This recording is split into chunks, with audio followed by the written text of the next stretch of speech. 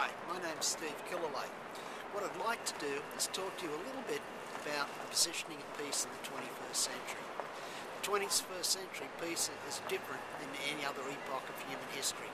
Major challenges facing the world today really revolve around sustainability. So there are things like climate change, ever-decreasing biodiversity, full use of the fresh water on the planet, and underpinning all of them overpopulation. Unless we can get a world which is basically peaceful, we'll never get the levels of inclusion, trust, cooperation and social equity necessary to solve the challenges facing humanity.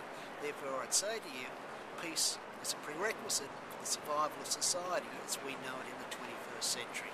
This is different than any other epoch.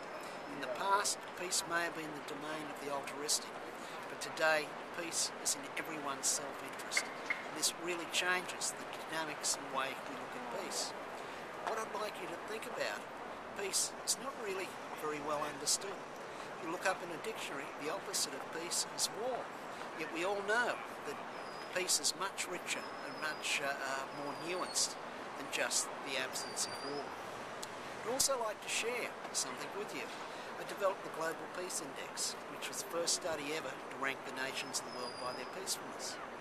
And I arrived at that through wandering through Africa and looking at all these stress states and just wondering what the inverses was like. What were the most peaceful nations in the world like? So if a simple businessman like myself can be wandering through Africa and wonder what the most peaceful nations in the world are like and we've never done it, what does it say we know about peace? Similarly, if you went through any major university in the world, you'd find that the knowledge of peace is not generally taught.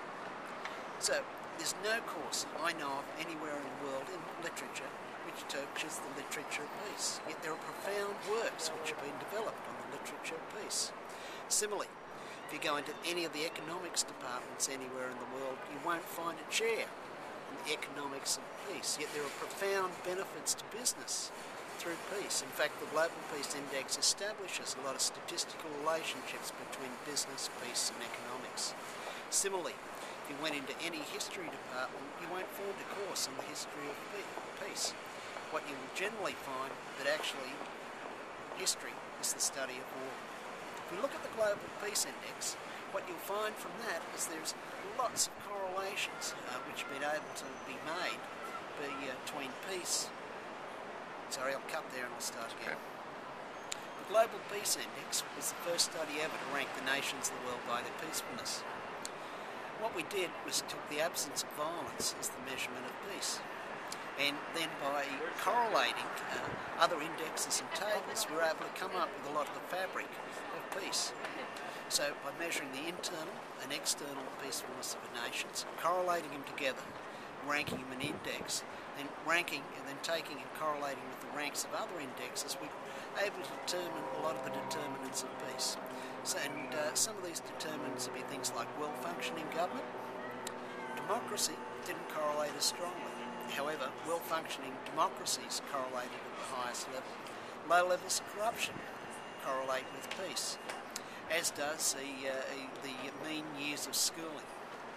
We also found that there was a strong relationship between per capita income and peace. In other words, wealth is highly correlated with peace.